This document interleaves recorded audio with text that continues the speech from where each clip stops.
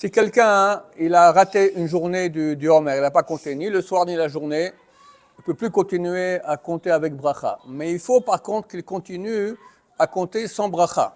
Comme on a déjà rappelé, il y a deux shittot, deux avis dans les Rishonim, les rabbins médiévaux. Il y en a qui disent que c'est une mitzvah de compter tous les 49 jours. Donc si on a raté un jour, c'est fini. D'après lui, on ne peut plus continuer à compter. La bracha, elle est morte. Mais il y a d'autres avis qui disent non, chaque jour, c'est une mitzvah en soi. Alors, par rapport à ce deuxième avis, il faut continuer à compter tous les jours, mais sans bracha. Vu qu'il y a un avis qui dit que ce n'est pas valable, on ne peut pas faire avec bracha, mais il faut continuer à compter. Maintenant, il y a une chose que les gens ne savent pas. Si quelqu'un il a raté un jour, on va dire qu'il a raté le 29e jour. C'est bien que le 30e jour, ils disent aujourd'hui, on est le 30e jour, et hier, on était le 29e, qui compte le jour d'hier.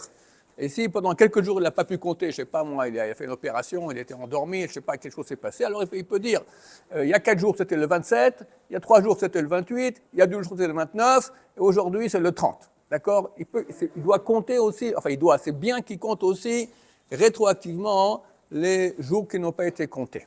Si quelqu'un il a un doute, il ne sait pas si aujourd'hui c'est le 29 ou le 30, alors il compte les 2 jours sans bracha. Et après, il peut continuer à compter avec bracha. Il dit aujourd'hui c'est le 29, après aujourd'hui c'est le 30.